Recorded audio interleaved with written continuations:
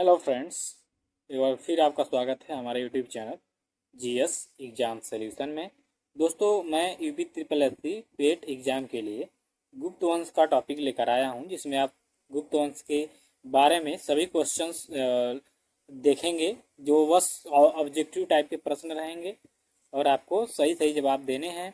तो quiz type का एक टॉपिक रहेगा, जिसमें आप समुद्रगुप्त और चंद्रगुप्त द्वितीय से संबंधित जो क्वेश्चंस हैं वो भी इसमें महत्वपूर्ण प्रश्नोत्तरी के माध्यम से बताए जाएंगे, तथा परीक्षा में पूछे जाने वाले प्रश्न भी आपको बताए जाएंगे कि कैसे एग्जाम में आपके क्वेश्चन पूछ सकता है। तो दोस्तों, उम्मीद करता हूं कि आप चैनल पे नए होंगे तो चैनल को सब्सक्राइब कर देंगे, और जो लोग पहले से वीडियो देखते हैं दोस्तों, वो ज़्यादा से ज़्यादा लाइक कमेंट शेयर जरूर करें। कमेंट जरूर करके आपको बताना है दोस्तों कि वीडियो कैसी लग रही है आपको। आप हमें एक सुझाव दे सकते हैं कि आपको वीडियो कैसी चाहिए, थ्योरी प्लस ऑब्जेक्टिव टाइप के चाहिए कि बस ऑब्जेक्टिव कम समय में ज़्यादा तैयारी करने के लिए ऑब्जेक्टिव टाइप के यानी क्विज टाइप के क्वेश्चंस चाहिए। तो आप कमेंट करके दोस्तों बताएंगे। चलिए नेक्स्ट हम अपने टॉपिक पे चलेंगे। तो हमारा टॉपिक में गुप्त वंश से संबंधित प्रश्नों में पहला प्रश्न है आपका कि गुप्त वंश का संस्थापक कौन था। सबसे पहले क्वेश्चन दोस्तों गुप्त वंश का पढ़ेंगे तो उसमें सबसे पहला प्रश्न आपके सामने यही रहना चाहिए कि भाई गुप्त वंश का नींव किसने रखा या गुप्त वंश का संस्थापक कौन था।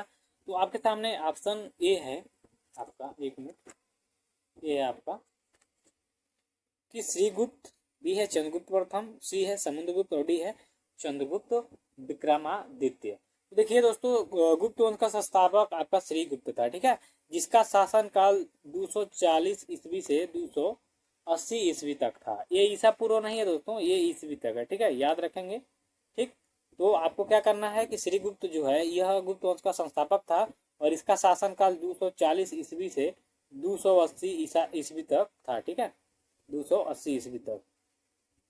आपको ये जानना है, यह 40 वर्षों तक शासन किया था, ठीक है। तो श्रीगुप्त क्या था, गुप्त वंश का संस्थापक था। आपका ऑप्शन ए सही हुआ। चलिए नेक्स्ट देखेंगे दोस्तों। थोड़ा सा कलर का जो साइज है दोस्तों, इसको थोड़ा सा कम कर लेते हैं, ठीक है, क्योंकि ये ज़्यादा बड़ा लग रहा है। तो थोड़ा सा कलर चेंज करेंगे हम लोग। सही है। अब दूसरा क्वेश्चन है, गुप्त वंश का प्रथम शासक महान शासक कौन था। देखिए प्रश्न दो आपके सामने कह रहा है कि गुप्त वंश का प्रथम महान शासक कौन था। आपके सामने ऑप्शन ए है श्रीगुप्त था, या बी चंद्रगुप्त प्रथम था, सी घटोत्कच था, या डी समुद्रगुप्त था। देखिए श्रीगुप्त का पुत्र हुआ घटोत्कच, घटोत्कच का पुत्र हुआ चंद्रगुप्त प्रथम, ठीक है। आपको याद देना है कि श्रीगुप्त का जो उत्तराधिकारी था घटोत्कच, 280 ईस्वी से 280 ईस्वी से 320 ईस्वी, यानी यह भी लगभग 40 वर्षों तक शासन किया था। तो 200 आपको याद रखना है कि 240 से 280 श्रीगुप्त था।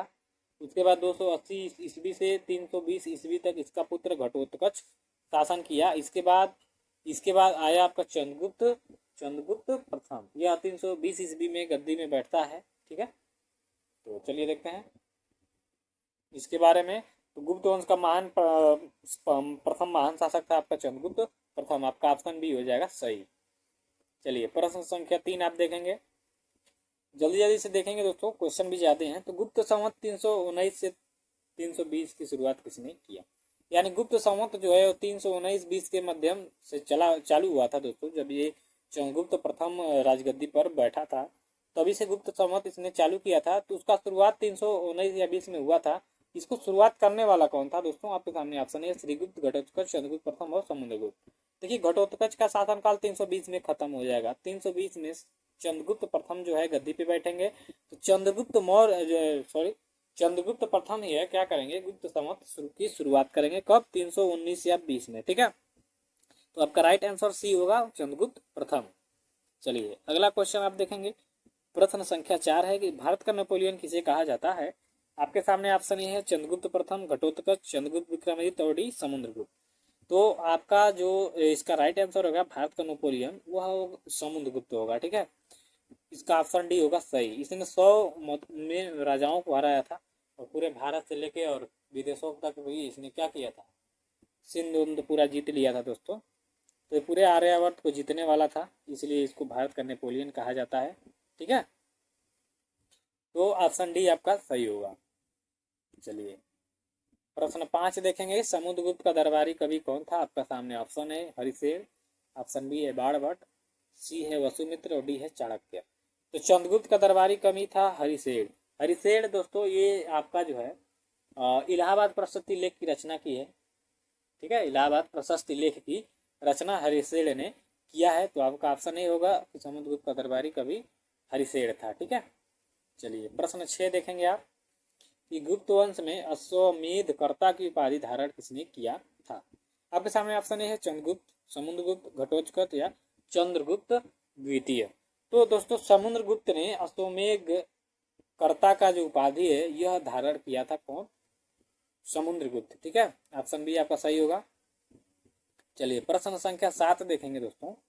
7 नंबर का क्वेश्चन कह रहा है कि प्राचीन सिक्कों में बीड़ा वादन करते हुए किस हिंदू शासक का चित्र अंकित है। देखिए प्राचीन सिक्के जो मिले हैं गुप्त वंश के काल के, ठीक है, उसमें बीड़ा वादन करते हुए एक हिंदू शासक का चित्र मिलता है। तो वह चित्र किस शासक का, हिंदू शासक का है, ये आपको बताना है। आपके सामने ऑप्शन है कुमारगुप्त, ऑप्शन बी है स्कंदगुप्त चंद्रगुप्त, ऑप्शन सी है समुद्रगुप्त, डी है स्कंदगुप्त। तो देखिए वीणा वादन करते हुए समुद्रगुप्त का चित्र मिलता है। ठीक है, अंकित। यह कवि भी था दोस्तों और एक वीणा वादक भी था। ठीक है, जो समुद्रगुप्त आपका था यह एक कवि भी था और वीणा वादक भी था। ठीक है, तो याद रखेंगे समुद्रगुप्त यही एक व्यक्ति था जो वीणा बजाते हुए उस समय के प्राचीन सिक्कों पर इसका चित्र अंकित है। तो ऑप्शन सी आपका सही होगा। प्रश्न संख्या 8 देखेंगे आप।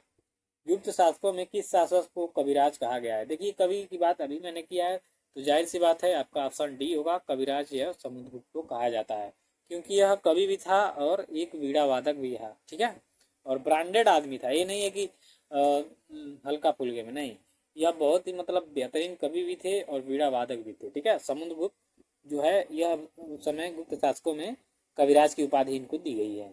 चलिए प्रश्न 9 देखेंगे। समुद्रगुप्त का उत्तराधिकारी कौन हुआ।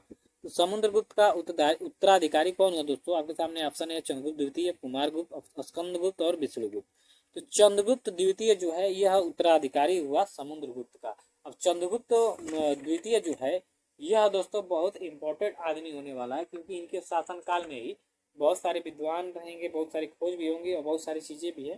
ठीक है, तो ऑप्शन है आपका चंद्रगुप्त द्वितीय। चलिए नेक्स्ट देखेंगे प्रश्न 10 कि किस भारतीय शासक के शासनकाल में चीनी बौद्ध यात्री फाहियान भारत आया था।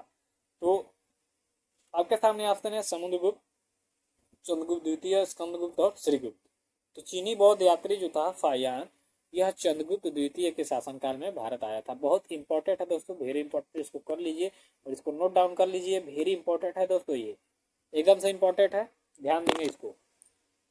इसके बाद अगला है आपका 11 नंबर का प्रश्न कि चंद्रगुप्त द्वितीय का उत्तराधिकारी कौन हुआ भाई। तो आपके सामने ऑप्शन है विष्णुगुप्त, चंद्रगुप्त द्वितीय, कुमारगुप्त या स्कंदगुप्त। तो जो कुमारगुप्त है दोस्त ये भी वेरी इंपॉर्टेंट पर्सन होने वाला है क्योंकि कुछ चीज़ें जो थे वो इसके शासनकाल में भी बने थे। तो यह इंपॉर्टेंट होने वाले हैं। उत्तर आपका सी हो जाएगा कि चंद्रगुप्त द्वितीय का उत्तराधिकारी कुमारगुप्त हुआ। चलिए प्रश्न 12 देखेंगे। नालंदा विश्वविद्यालय की स्थापना किस शासक ने करवाया था। देखिए यहाँ पे इंपॉर्टेंट है, ये वेरी इंपॉर्टेंट क्वेश्चन है, इसको आप ध्यान देंगे। चंद्रगुप्त मौर्य, अशोक, समुद्रगुप्त या कुमारगुप्त। तो नालंदा विश्वविद्यालय जो है दोस्तों वो कुमारगुप्त ने बनवाया था। आपका उत्तर डी सही होगा, कुमारगुप्त नालंदा विश्वविद्यालय की स्थापना किया था। याद रखेंगे दोस्तों, नालंदा विश्वविद्यालय की स्थापना किसने किया था दोस्तों, कुमारगुप्त ने। चलिए नेक्स्ट क्वेश्चन है आपका कि गिरनार पर्वत पर स्थित सुदर्शन झील का पुनरुद्धार किसने किया। ये भी बहुत इंपॉर्टेंट क्वेश्चन है।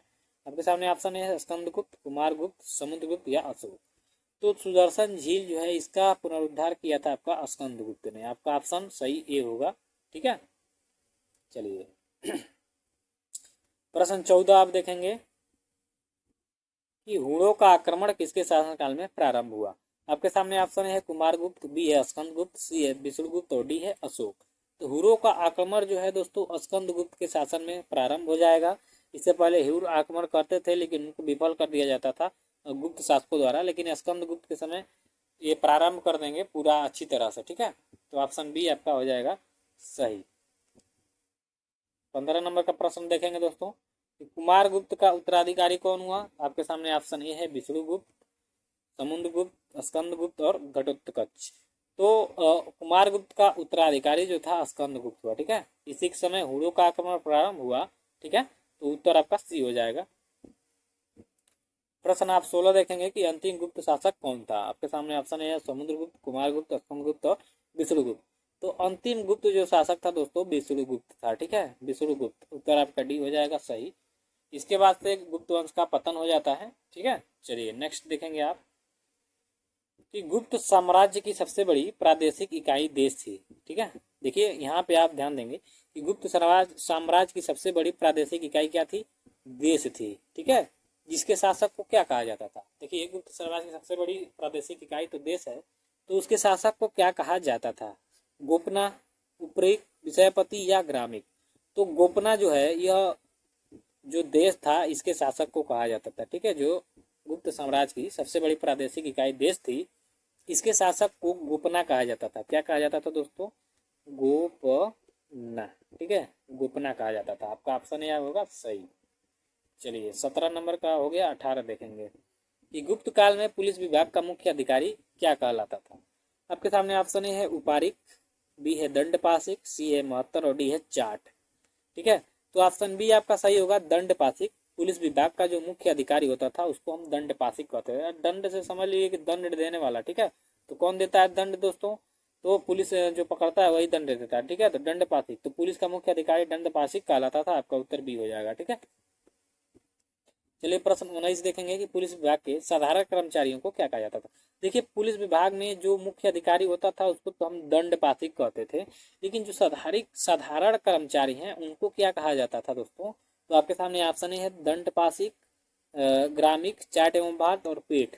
तो आपका ऑप्शन सी होगा, चाट एवं भाट कहा जाता था साधारण कर्मचारियों को, और मुख्य जो अधिकारी होता था उसको कहा जाता था दंडपाशिक। ठीक है, याद रखेंगे आप, ये वेरी इंपॉर्टेंट है, ये कई बार एग्जाम में पूछा हुआ है। चलिए प्रश्न 20 आप देखेंगे, गुप्त काल में प्रशासन की सबसे छोटी इकाई क्या थी।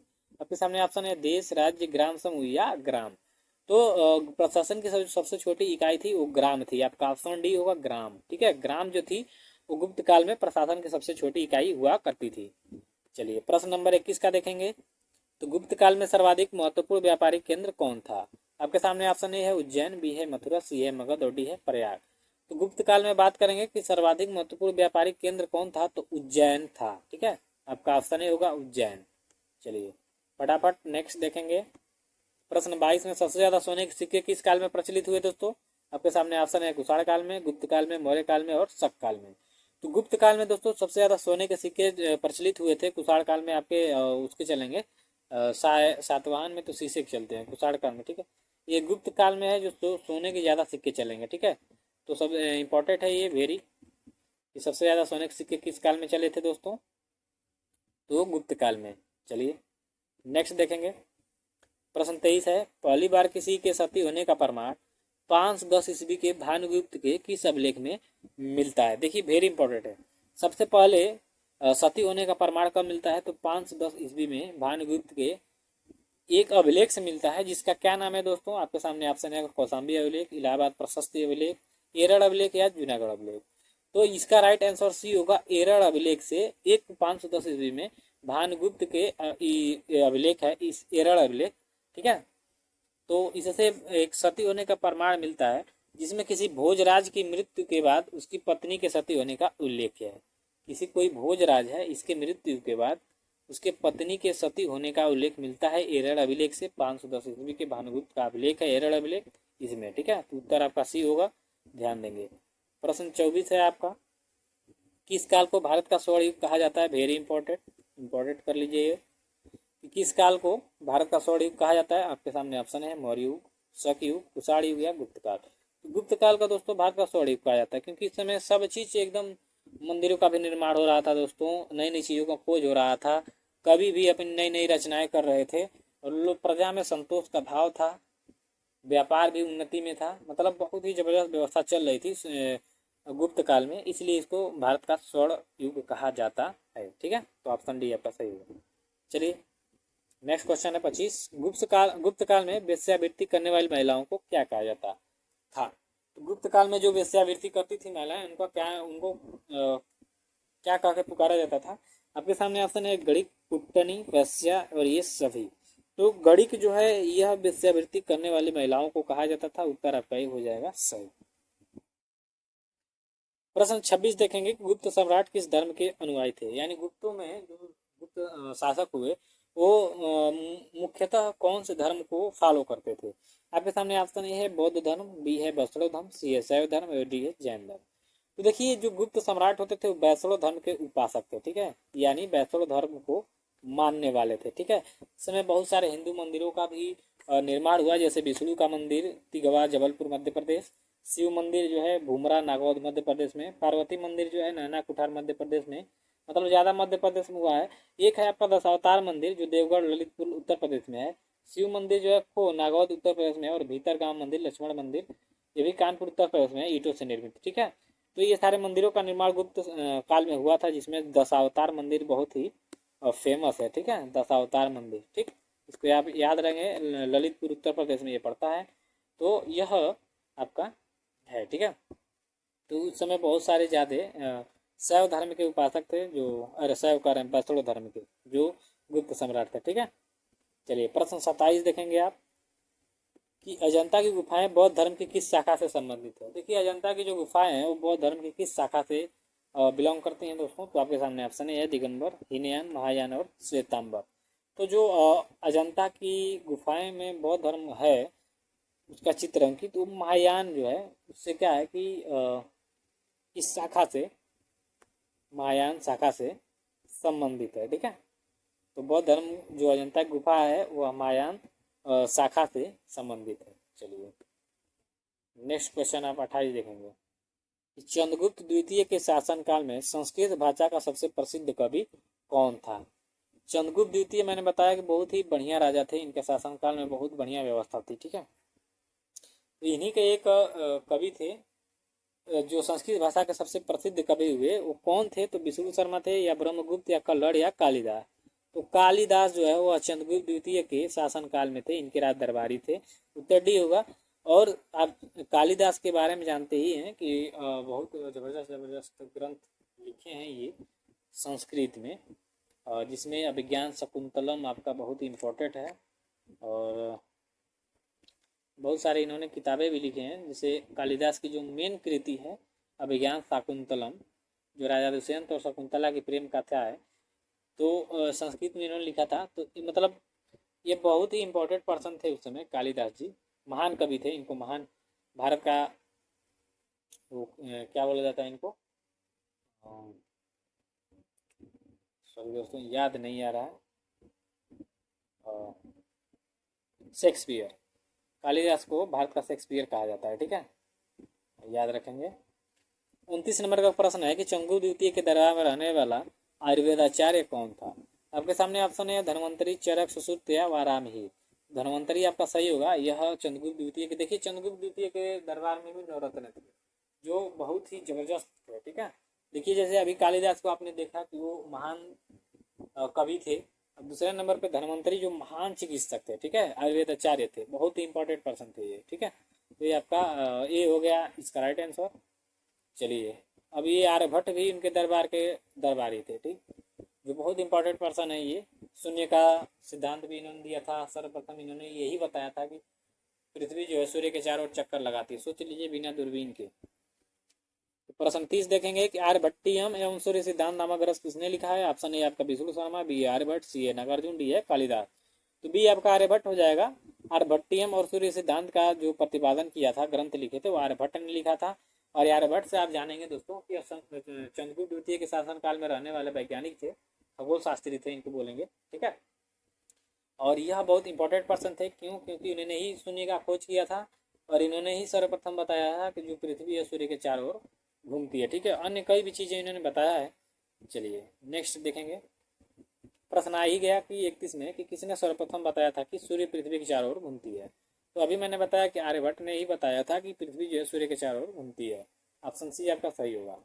चलिए 32 देखेंगे कि गुप्त राजाओं की शासकीय भाषा क्या थी। आपके सामने ऑप्शन है हिंदी, पाली, संस्कृत, प्राकृत। तो डी आपका सही होगा, प्राकृत। गुप्त राजाओं की राजकीय भाषा संस्कृत थी। अभी मैंने बताया कि कालिदास संस्कृत में बहुत सारे नाट्य लिखे थे, ग्रंथ लिखे थे, तो जाहिर सी बात है उस समय संस्कृत ज़्यादा प्रचलित भाषा रही होगी, ठीक है। तो संस्कृत भाषा में इन्होंने गुप्तों की जो राजकीय भाषा थी वो संस्कृत थी। ठीक है, याद रखेंगे। प्रश्न 33 देखेंगे, दशावतार मंदिर जो ललितपुर यूपी में है का निर्माण किस काल में हुआ था? तो आपके सामने ऑप्शन है गुप्त काल, मौर्य काल, शुंग काल और कुशाण काल। तो दशावतार मंदिर जो है, अभी मैंने कुछ देर पहले बताया आपको कि गुप्त काल में इसका निर्माण हुआ था। ठीक है, इंपॉर्टेंट है, याद रखेंगे, आपका ऑप्शन ये सही होगा। चलिए 34 नंबर का प्रश्न देखेंगे दोस्तों। 34 नंबर के प्रश्न में है कि गुप्त काल में चीन से भारत में कौन सी वस्तु आयात करता था? यानी भारत जो है चीन से कौन सी चीज वस्तु जो है मंगाता था? आपके सामने ऑप्शन है मसाला, रेशमी और सूती वस्त्र या चीनी।